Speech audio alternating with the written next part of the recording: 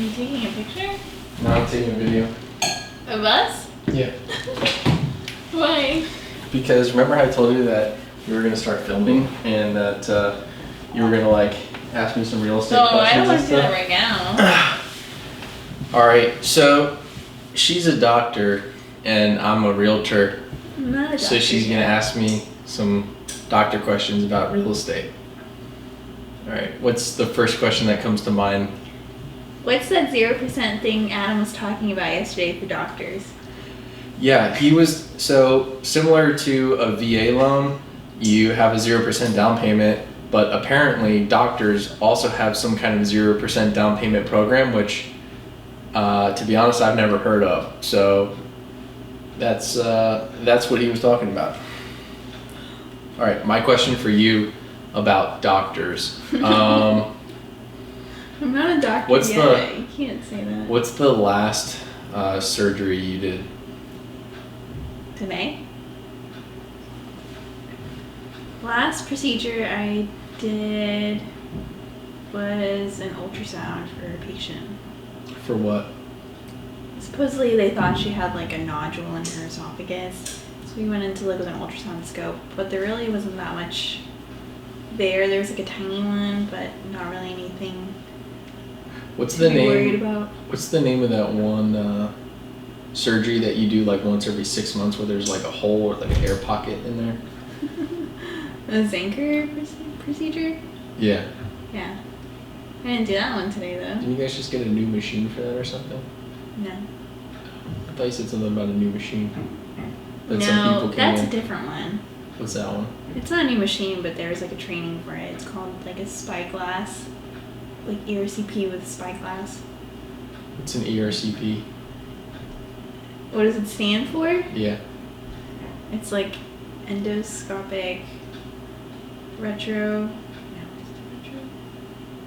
No, it's like something cholangiopathy or something like Okay. Well, that's enough medical questions right now from me. So now you ask a real estate question. that. What's going on with the market? Okay, a more specific question. Are the interest rates gonna keep going up? You think? So, Michael Burry and the Fed. Michael Bird, Do you know who Michael Burry is? the guy from the movie, What movie? the Big Short movie. Okay, yeah, you got it. Yeah, so he's talking about a bullwhip effect right now because they waited too long to raise the interest rates. They didn't taper it. They just kind of jacked the interest rate real quick. It's creating a lot of whiplash for people. So people are freaking out right now. And because of that, they're actually talking about, yes, they've scheduled 3 additional interest rate hikes over the next 6 months or so. But, those might actually end up reversing because they overcorrected too quickly. So it could end up benefiting people that are buying right now and people that are going to buy then, because it is basically scaring both buyers and sellers. Sellers because they don't want to miss the tailwinds of all of this, increase in equity that they've got over the last year or two. And so they want to sell right now before they miss their window, and buyers still want to get in because there's still so much demand and not enough inventory still. Apparently CNBC came out with an article that says there's still 5 million homes short of demand. So, to answer your question there. Okay. All right, so now medical question. Can we watch a show? Yeah, in a second. We'll do 3 questions each. So, what does DO stand for, and what's the difference between a DO school and a medical school? Really? Yeah.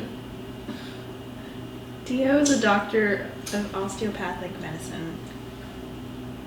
And the difference between osteopathic and MD is allopathic.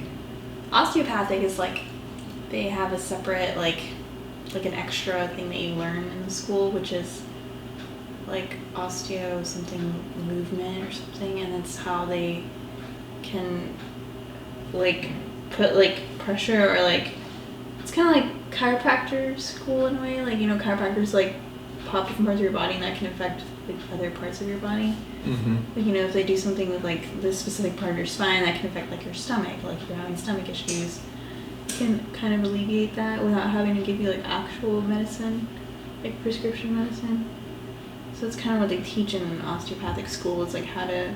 So does that mean that like drugs is more of a second resort with osteopathic?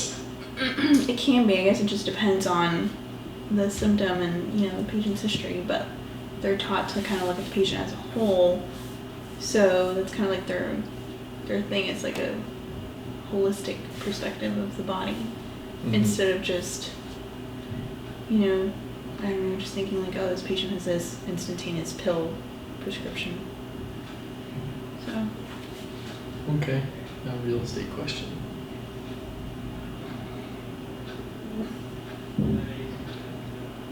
When are you gonna get a house? When am I gonna get a house? Yeah. Okay, well, you and I both just turned 24 within less than a month. So,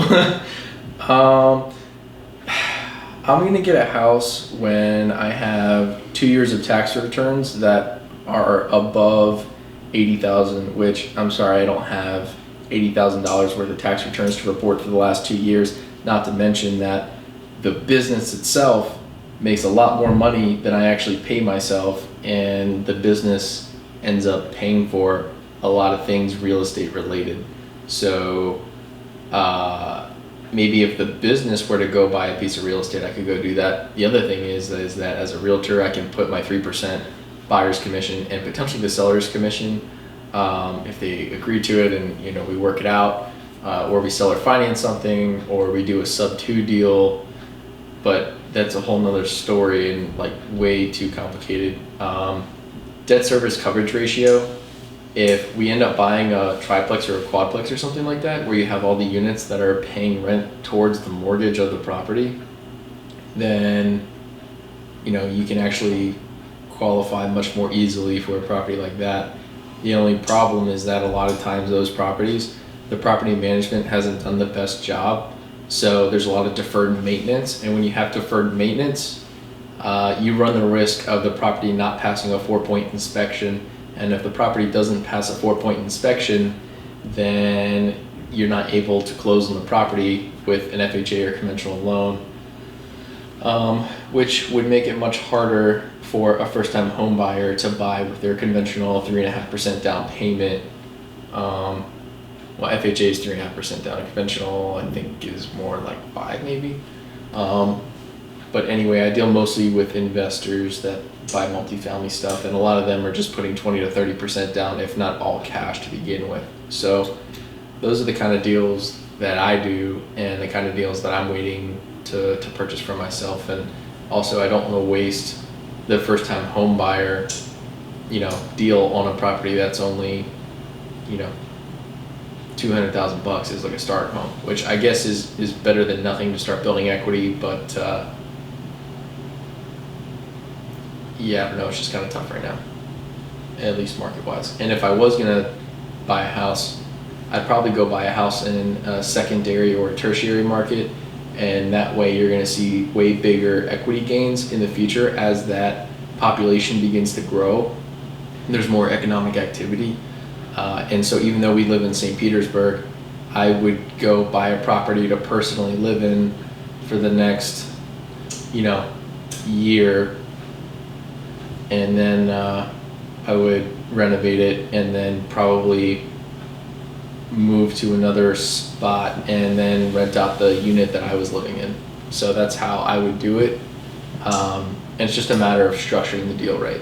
So anyway, that covers it. But this has been an episode of Pookie and Booba. She's Pookie and I'm Booba. Yes.